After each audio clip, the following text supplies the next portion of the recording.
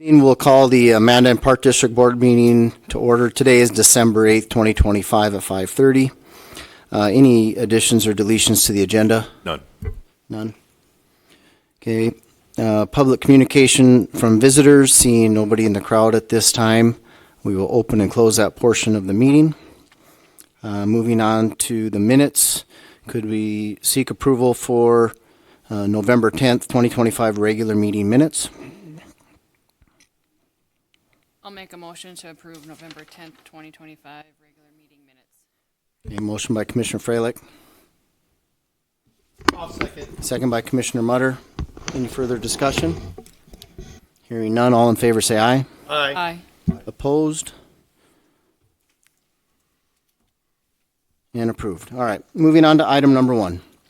Consider for approval first reading of ordinance 1058 to adopt signature threshold for petitions for candidates to the Park Board of Commissioners, North Dakota Century Code 40-49-073. Attorney Ruff or Cole, do you want to? I'll just give some background context to it. Obviously, City of Mandan for city commissioners have had this in place for the last, I think, 2 elections for sure.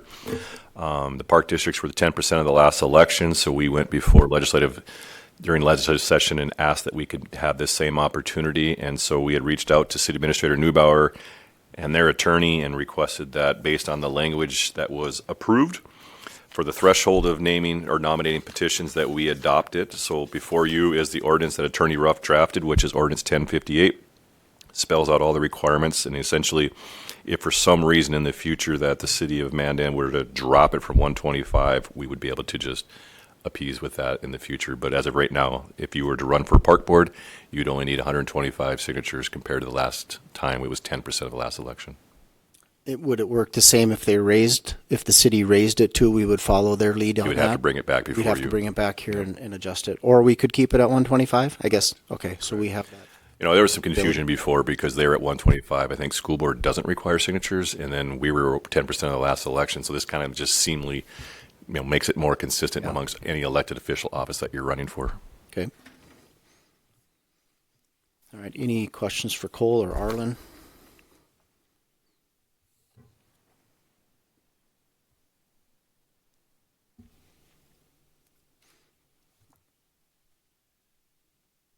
Okay. That's all right.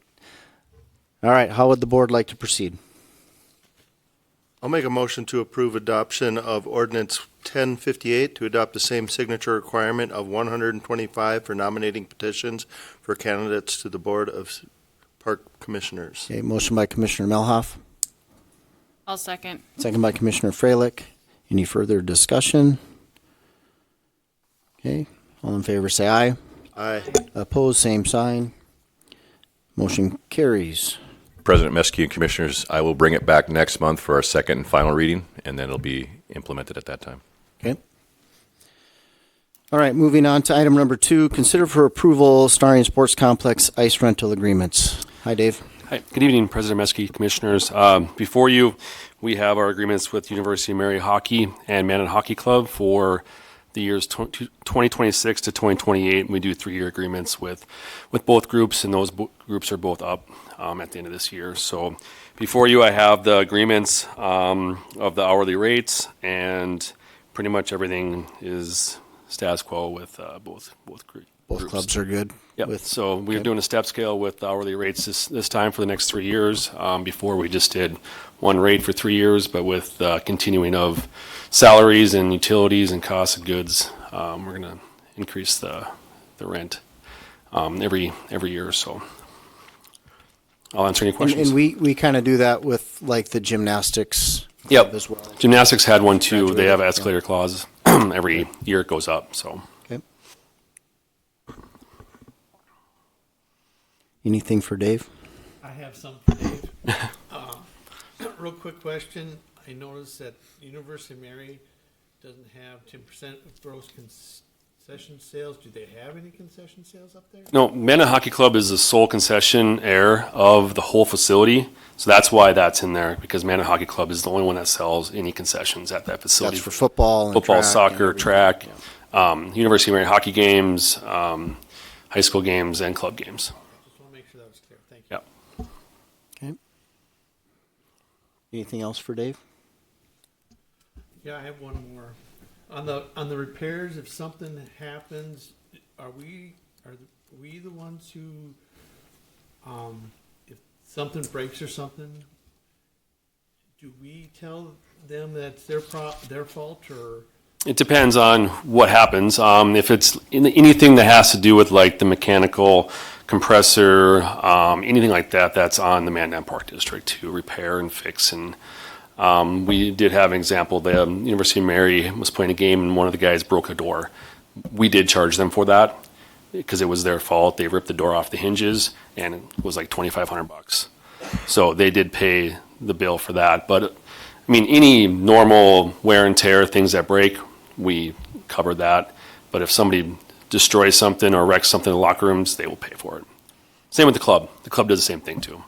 Thank you, Dave. Yep. I think the intent is that we will repair it and bill them accordingly or whatever. We don't want anybody just hiring their own repair or doing their own. Right, and that's what we did. We called Northwest Contracting. We got a new door in there. They repaired it, and we sent a bill to University of Mary. Makes sense. Yep. Okay, anything else for Dave? All right. Board wishes? I'll make a motion to approve Starring Sports Complex ice rental agreements with the Mandan Hockey Club and the University of Mary. Okay, motion by Commissioner Elhoff, I'll second. second by Commissioner Mutter. Any further discussion? Okay, all in favor say aye. Aye. Opposed, same sign. Okay, motion carries. Thank you. Thanks, Dave. Okay, item number 3, update on operational changes for going into effect January 1, 2026. Program and facility rate increases, implementation of credit card processing fees, and 2026 capital project and equipment.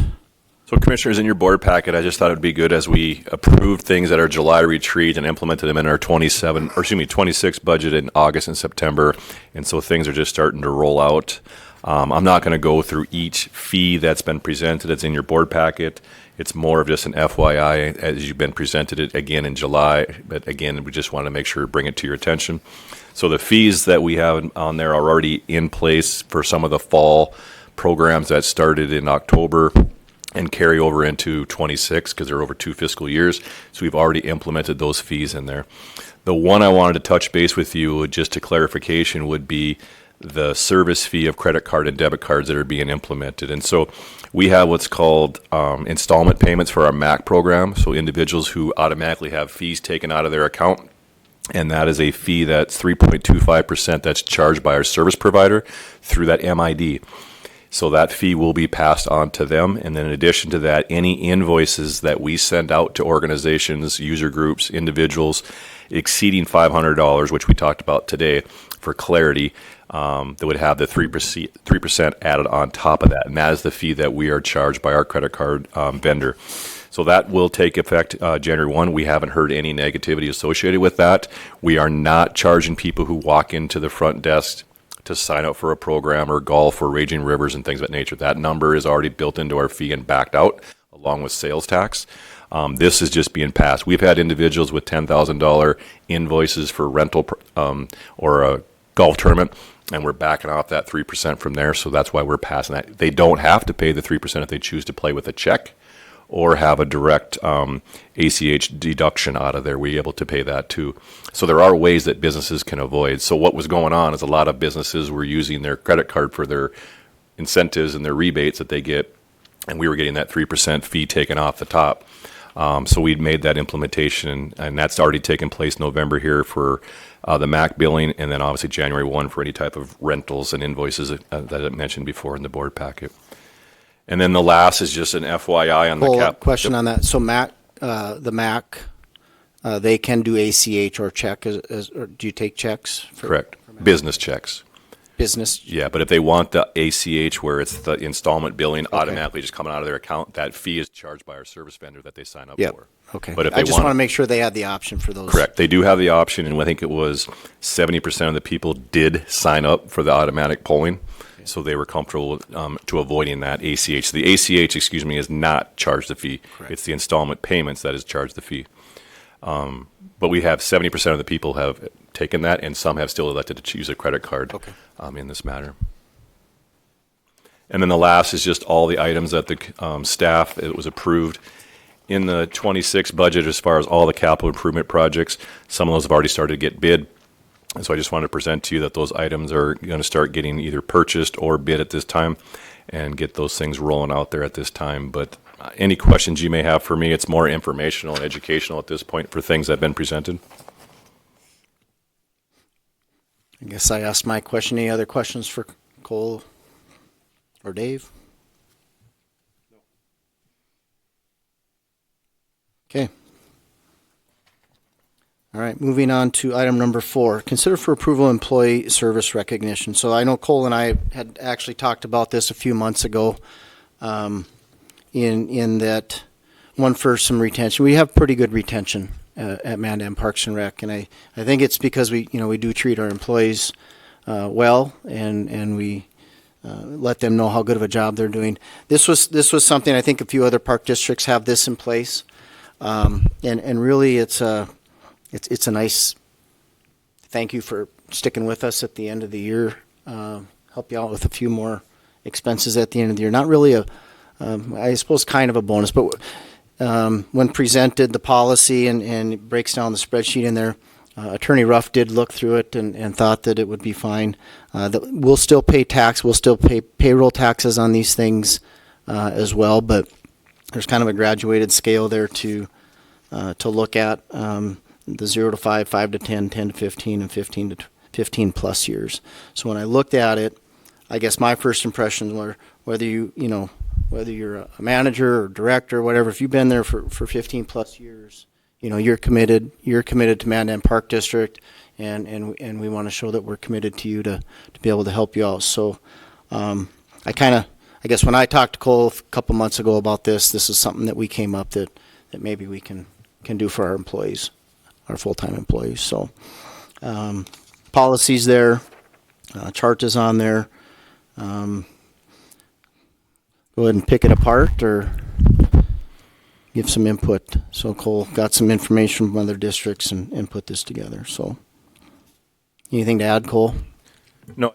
Whoops. I think just to add would be the dollar amounts that we have allocated there are definitely on the lower end of what other districts, both city, parks, and counties have done. Some of it's a percentage of your salary, meaning 1%. We didn't want to get into something like that. We think what is here is a good starting base. In the requirements and the eligibility is that obviously you have to finish your 6 months of employment for you're eligible, and then if you are on any type of improvement plan or corrective action, you're not eligible for this, and that would be approved by each manager, would have the discretion to be able to determine who is eligible for this for each department. Is there any gray areas in that? I read that where they talk about the 6 months. I know you're leaving it up to HR to make that decision. Do you see any gray areas in there? The only thing that Honor or we Cole? talked about this morning would be obviously if there's attendance issues or attitudes and things of that nature, but you hope that would be addressed in improvement plans. So that's why we were trying to basically put it back. If it's put on an improvement plan, some type of performance improvement, or written up in his personnel file, then that would be to indicate where corrective actions need to take place. Wouldn't be eligible. And you have continuous employment. We've had some people leave and come back, so that would reset when they come back. Correct. Mm-hmm. Okay.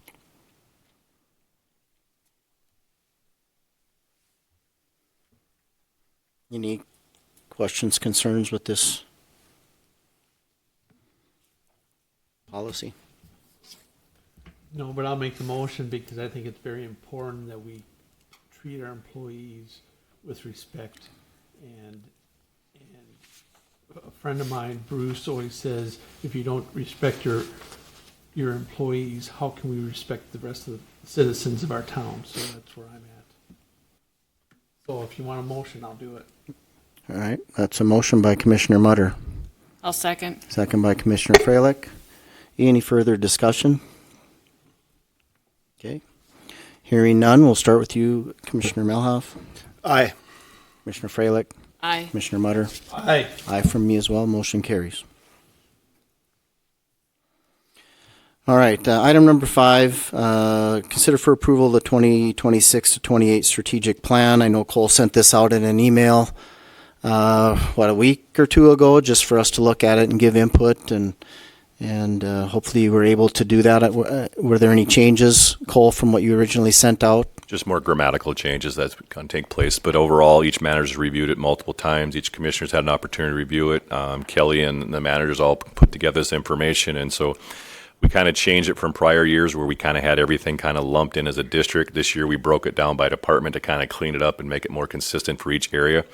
And I think that's been coming, I guess, from the comments from staff and managers, is that it's a lot more easier to follow and know where their areas might kind of instead of overlapping in different areas, now it's in their specific area.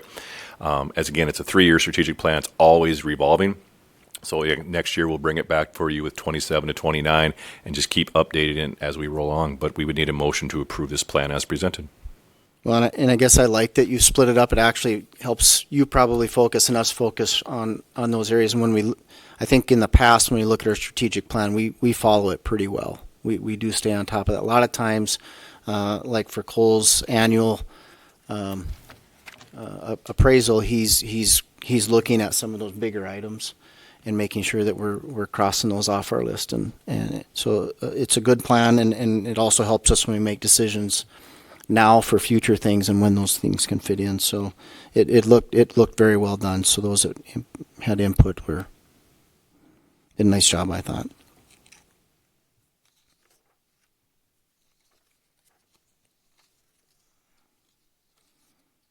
Anything else? Questions for Cole?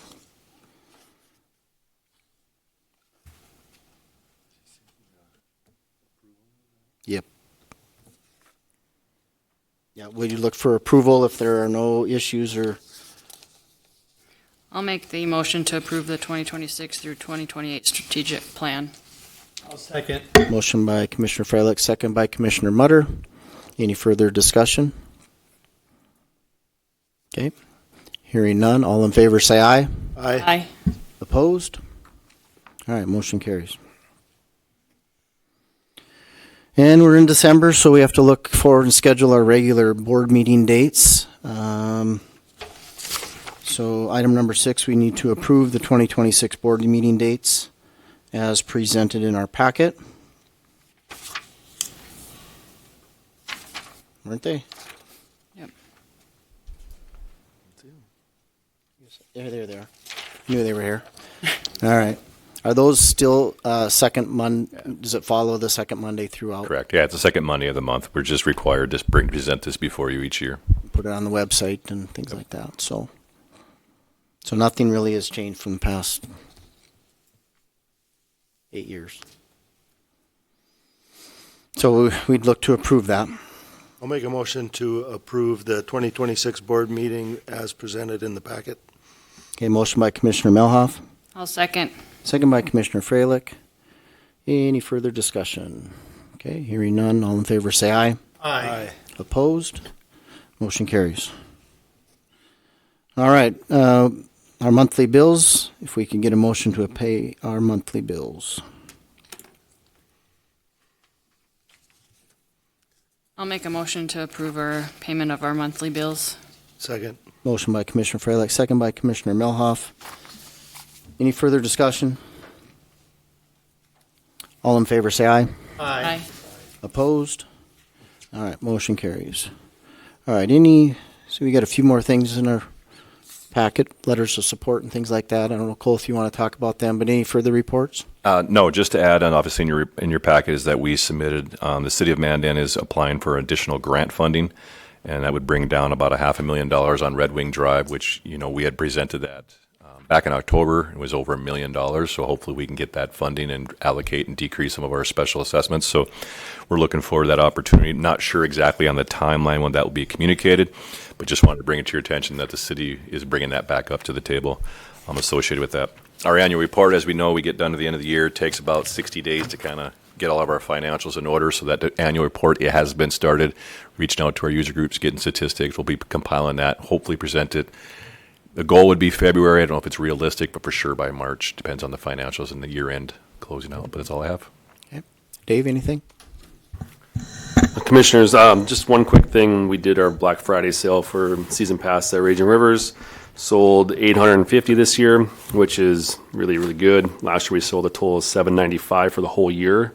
So we're already at 850, and I know people have been coming in quite a bit. So it's been going really well. Now we just need sun. Correct. Attorney Ruff.